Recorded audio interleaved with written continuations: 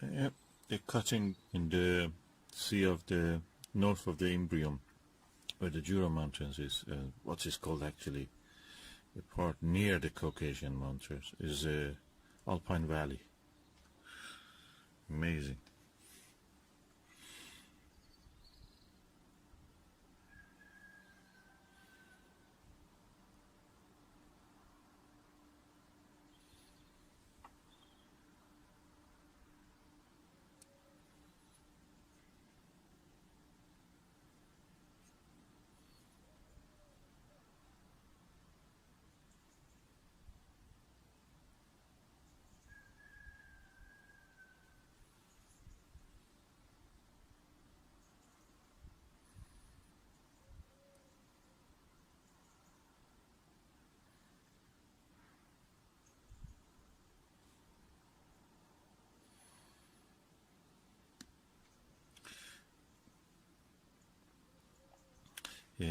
This is lower part, so when you see the parallel dotted line as if parallel to that mountain, inward to the Sea of Rains, is where the Apollo 15 landed,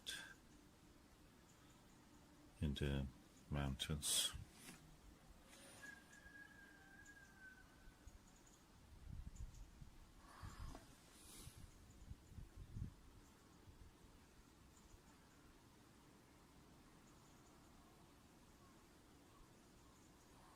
I'll try to zoom one down.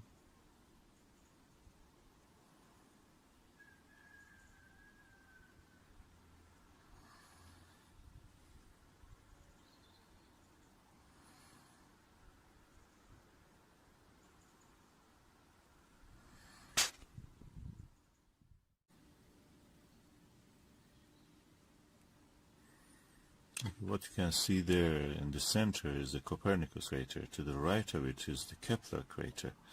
And the dot, tiny dot to the right of that Kepler, near the edge of the white area, where the down to it a little lower is a black dot, that's Grimaldi. That tiny white dot is the magnetic anomaly called Rainer Gamma, or Reiner Gamma. As you can see, the thin layer of cloud exists in the sky. It's moving. It's mist practically. And yeah, the Italy-shaped area to the top is the Jura Mountains. And you can see a tiny dot also in that Jura Mountains called Plato, actually, crater Plato, the philosopher.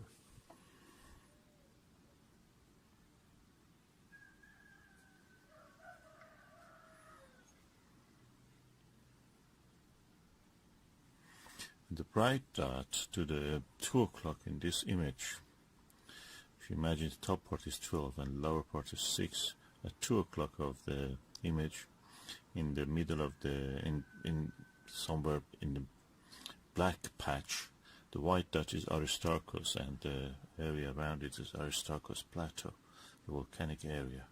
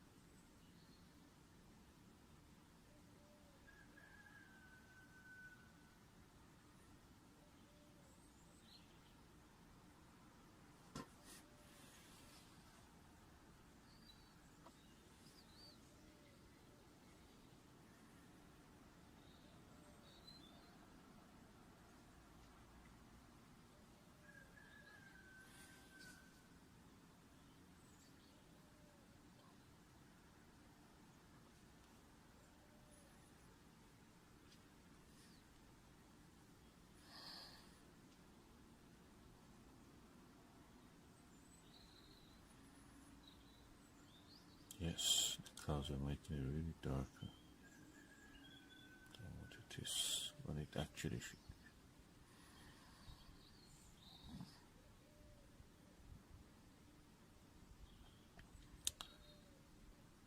Yeah, and the circular feature, black circular feature on the top at 12 o'clock is the big black circle, is the Mare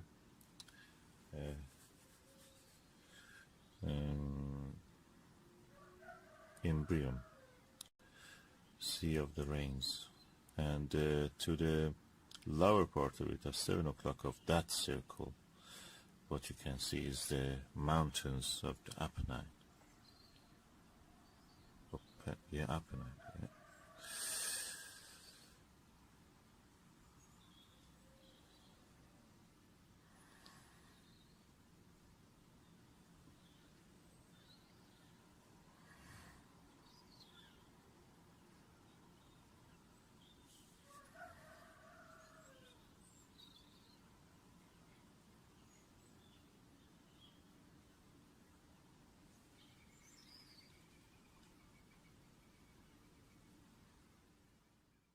And rugged area which has something like a coffee bean shaped. There is no name, you will be surprised. But to the south of it, you see a tiny crater, and that is actually Huygens.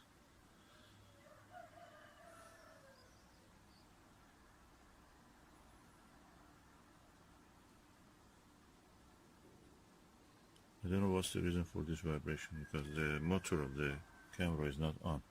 Probably movement causes the camera to try to focus again on it. Let me just see if I can put the focus on the manual.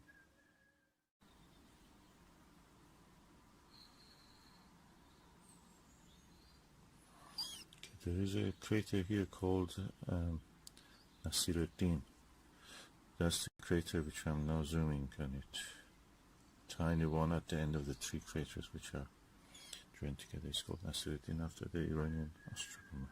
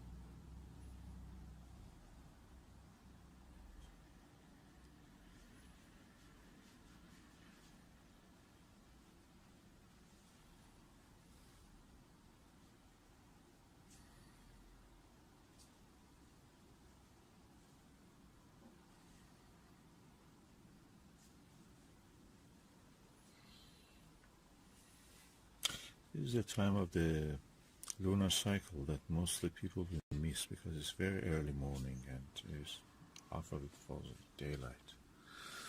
And either people are sleeping yet or they are just going to work, so practically they will miss. And only you can see it in such a day like today, which is a holiday.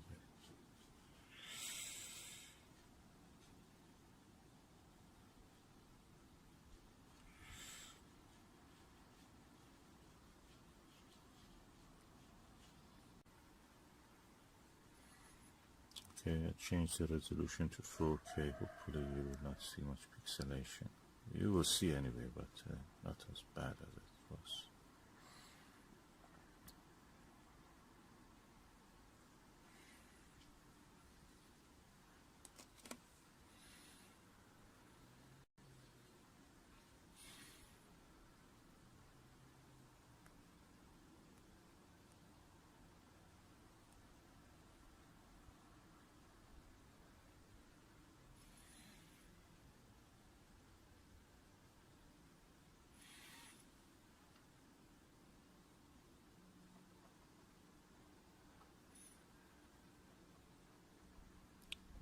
What you see is now passing the center of the picture, hopefully, is what is called as Aristarchus plateau.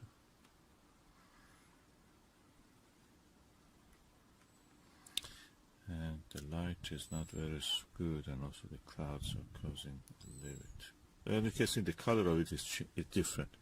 So one of the olivine-rich area. Olivine is a metal that the mineral that exists in the mantle area of the planet's crust, mantle, core, if you remember. These are the layers of the planet's planetary bodies, which are made of rock or any other thing that has this kind of layering.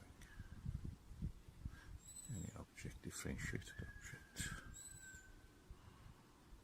gravitational differentiation.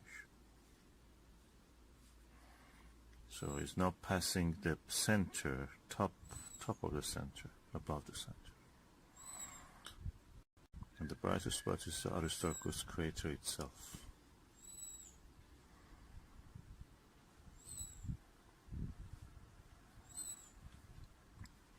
And to the lower part of the image you can see the Reiner Gamma. Oh, suddenly it became so clear. Try to bring it to the center. Yeah, it's now right dead center.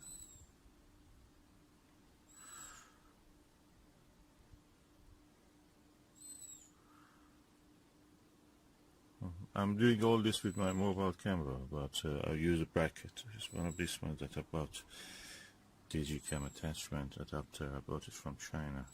Really, I'm happy with the result.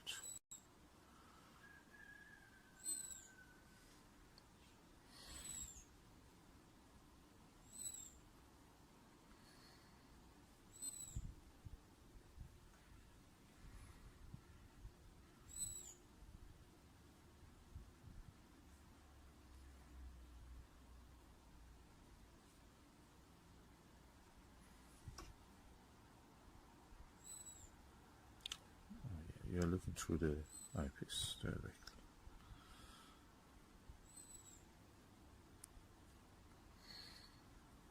I just enjoy the view.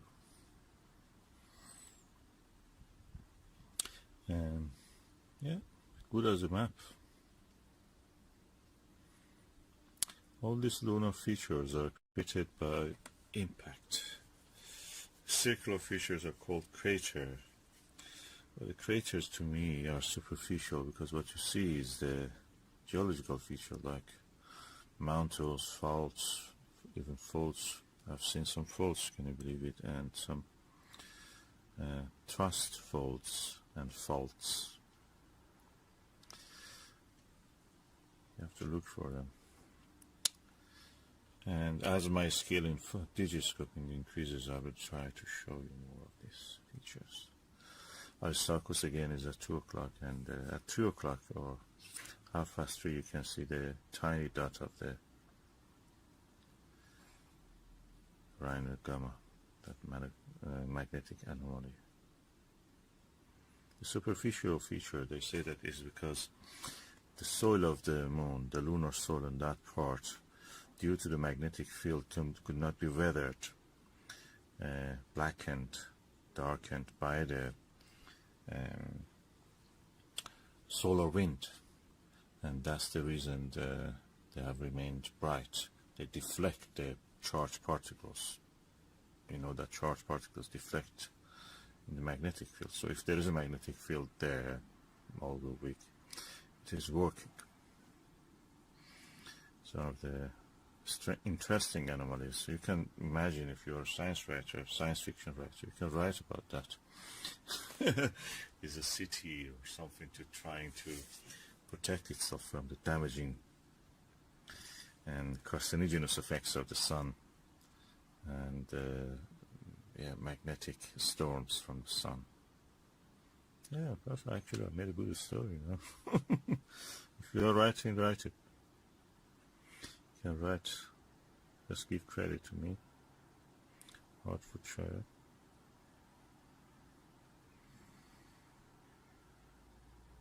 Beautiful, magnificent Caucasus Mountains.